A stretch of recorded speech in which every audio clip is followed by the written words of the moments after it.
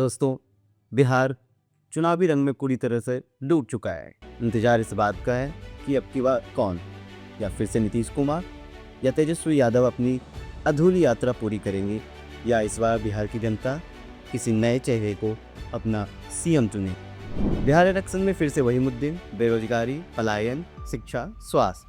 Bihar election देश का ऐसा पहला इलेक्शन है जो SIR स्पेशल इंटेंसिव रिवीजन होने के बाद इलेक्शन हो रहा है। जैसे कि आप सबको पता है कि बिहार एक पॉलिटिकली मैच्योर स्टेट है। हम जहाँ भी देखें बिहार में आपको हर कोई पॉलिटिक्स डिस्कस करते हुए दिख जाएंगे। चाहे आप गली में जाओ, चौराहे पर जाओ, या आप एक छोटे से बच्चे को भी पूछो तो आपको पूरी जानकारी देंगी पॉलिटिक्स के बारे में। तो बिहार अलग स्टेट है, और बिहार इस मायने में भी अलग है कि बिहार की पॉलिटिक्स देश की पॉलिटिक्स डिसाइड करती है। और जैसे कि आप सबको पता है कि सेंटर में जो अभी गवर्नमेंट है वो बिहार में जो JDU के 12 MP हैं, कहीं ना कहीं उसके सपोर्ट से चल रही है। बिहार इलेक्शन न सिर्फ बिहार की भविष्य तय करेगा, बल्कि बिहार के बाद आगामी वर्षों में बंगाल, तमिलनाडु, असम, ये जो असेंबली इलेक्शन होने हैं उस पर भी अपना प्रभाव छोड़ेगा, क्योंकि बिहार के बाद इन सारे राज्यों में SIR होने वाले। लास्ट बिहार असेंबली इलेक्शन एक क्लोज कॉन्टेस्ट था, जिसमें NDA को, जिसमें भारतीय जनता पार्टी और JDU शामिल है, उसको 125 सीटें मिली थी, और अपोजिशन, जिसमें राष्ट्रीय जनता दल और कांग्रेस मुख्य रूप से शामिल है, उसको 110 सीट मिली थी। उसके बाद से ही कयास लगाए जा रहे थे कि बिहार में सत्ता परिवर्तन हो सकता है। लेकिन जब 2024 का लोकसभा इलेक्शन हुआ तो उसमें JDU सबसे बड़ी पार्टी बनकर उभरी, और 12 सीट के साथ बिहार में उसके सबसे ज़्यादा MP।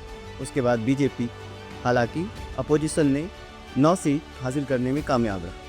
इस बार का बिहार असेंबली इलेक्शन इस मायने में भी खास है कि नीतीश कुमार, जो लगातार 2005 से मुख्यमंत्री बने हुए हैं, बीच में एक छोटा सा पीरियड था जिसमें जीतन राम मांझी मुख्यमंत्री बने थे। एक लंबा कार्यकाल नीतीश कुमार का, जिसके कारण उन्हें एंटी इनकम्बेंसी भी झेलना पड़ सकता है। तो 2025 का इलेक्शन नीतीश कुमार का इलेक्शन ना कह के हम ये कह सकते हैं कि ये तेजस्वी यादव का इलेक्शन है। तेजस्वी यादव जो एक नए युवा लीडर उभर के सामने आए हैं बिहार पॉलिटिक्स में, जो बिहार पॉलिटिक्स में एक वेकम बन गया था, उसको कहीं ना कहीं तेजस्वी यादव भरने की प्रयास करते हुए दिख जा रहे हैं। 2020 के असेंबली इलेक्शन में तेजस्वी यादव सबसे बड़ी पार्टी बनकर उभरा। इस बार भी ये कहा जा रहा है कि ये इलेक्शन एक क्लोज कॉन्टेस्ट होगा। ये देखना पड़ेगा कि ये इलेक्शन किसको मुख्यमंत्री का पद देता है। हालांकि NDA की तरफ से बड़े बड़े नेता बिहार के दौरे कर रहे हैं, चाहे प्रधानमंत्री हो, गृह मंत्री हो। महागठबंधन की तरफ से तेजस्वी यादव, राहुल गांधी से लेकर प्रियंका गांधी, मल्लिकार्जुन खड़गे भी बिहार में डेरे जमाए हुए हैं। बिहार के इलेक्शन में अपोजिशन के पास होने के लिए तो कुछ नहीं, बट पाने के लिए बहुत कुछ है। तो दूसरी ओर NDA के लिए ये इलेक्शन बहुत ही क्रूशल इलेक्शन है, क्योंकि NDA की सरकार जो सेंटर में है वो उस बिहार के इलेक्शन के रिजल्ट से प्रभावित हो सकती है। अगर आप नरेंद्र मोदी से लेकर अमित शाह तक को देखें तो वो कोई भी चांस लेना नहीं चाहते, और कहीं ना कहीं यही एक वजह है कि भारतीय जनता पार्टी बिहार में बड़ी पार्टी होने के बाद भी अपना CM डिक्लेयर नहीं कर पाई है, और अभी तक वो कहीं ना कहीं नीतीश कुमार पर दाव खेल रहे हैं, क्योंकि वो किसी भी तरह से नीतीश कुमार को, या यूं कहें कि नीतीश कुमार के जो वोट बैंक है, उन्हें नाराज नहीं करना चाहते। दोनों ही बड़ी बड़ी पार्टियों ने अपने अपनी मैनिफेस्टो में बड़ी बड़ी बातें की हैं। सबसे पहले महागठबंधन की तरफ से एक साझा प्रेस कॉन्फ्रेंस के दौरान मैनिफेस्टो जारी किया गया। तेजस्वी यादव ने बहुत बड़े वादे किए हैं कि हर घर एक सरकारी नौकरी मिली। तो दूसरी ओर NDA ने अपने प्रेस कॉन्फ्रेंस जारी करके ये बताया कि वो 1 करोड़ नौकरी देंगे बिहार वासियों को। हालांकि NDA ने जब अपना प्रेस कॉन्फ्रेंस जारी किया तो उन्होंने कोई फॉलो बैक क्वेश्चन नहीं दिया। इस बार का बिहार असेंबली इलेक्शन इस वजह से भी खास है क्योंकि इस बार एक नया चेहरा है, प्रशांत किशोर की पार्टी जन स्वराज, जो पिछले 2 साल से ग्राउंड पर काम कर रही है, इस बार अपनी किस्मत आजमाए।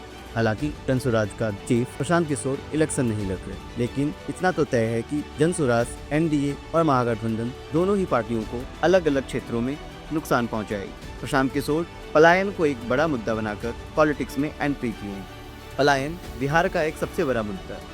हर साल छठ में करोड़ों बिहारी ट्रेन में जानवरों की तरह ठूस कर बिहार तक की यात्रा करते हैं, या यूँ कहें कि वो मजबूर हैं यात्रा करने के लिए। हर साल सरकार की ओर से यह दावा किया जाता है कि हज़ारों ट्रेनें चलाई गई हैं, लेकिन उसका ग्राउंड पर कोई असर नहीं दिखता है। तो इस बार के इलेक्शन में पलायन एक सबसे बड़ा मुद्दा बनकर उभर कर सामने आया। कई लोगों का मानना है कि ये इलेक्शन एक त्रिकोणीय इलेक्शन भी हो सकता है, जिसमें प्रशांत किशोर की पार्टी किंग मेकर की भूमिका अदा कर सकते हैं।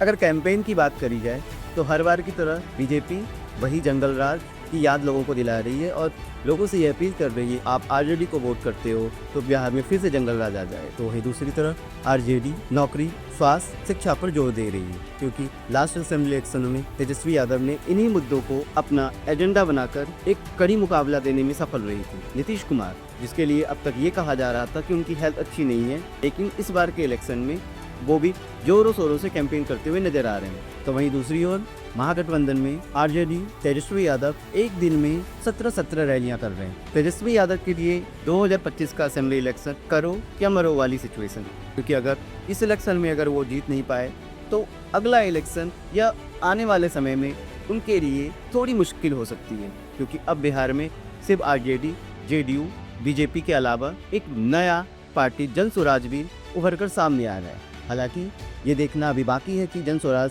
कितनी सीटें ले आती है। ये जरूर है कि जन स्वराज, चाहे वो एनडीए हो या महागठबंधन, दोनों ही पार्टियों की वोट तो जरूर काटेगी। सुशासन की सरकार कही जाने वाली नीतीश कुमार की सरकार इस बार सत्ते में है, क्योंकि लॉ एंड ऑर्डर की सिचुएशन लगातार बिहार में खराब बनी हुई है। ये देखा गया कि मोकामा की किसी सीट पर वहाँ पर जन स्वराज के समर्थक लालचंद यादव की हत्या कर दी गई। ये सवाल उठाता है सुशासन की सरकार पर। सुशासन की सरकार इस बार घेरे में, और ये इलेक्शन को कहाँ तक प्रभावित करता है, कितना प्रभावित करता है, ये देखना दिलचस्प होगा।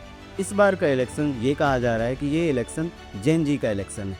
इस बार सबसे ज़्यादा युवा वोटर इलेक्शन में अपना वोट डालेंगे, और युवाओं के लिए सबसे बड़ा मुद्दा बेरोजगारी। तो ये देखना दिलचस्प होगा, जेन जी कास्ट और धर्म से उठकर एक मुश्त होकर किसी एक पार्टी को अपना समर्थन देते हैं। इस बार का असेंबली इलेक्शन कांग्रेस के लिए बहुत अहम है। कांग्रेस जो अपने अस्तित्व की लड़ाई लड़ रही थी, इस बार उन्होंने अपना पूरा प्रयास करा है कि वो अपने सपोर्टर और वोट बैंक को एनर्जाइज कर सके।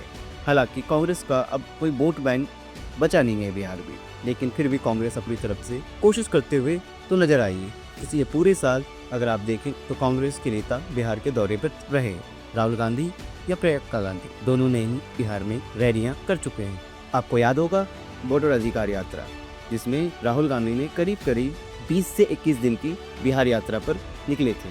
तो ये देखना दिलचस्प होगा कि क्या कांग्रेस पिछली बार की तरह आरजेडी के लिए कमज़ोर कड़ी साबित होती है, या आरजेडी को सत्ता तक पहुंचाने में कांग्रेस एक अहम भूमिका अदा करती है।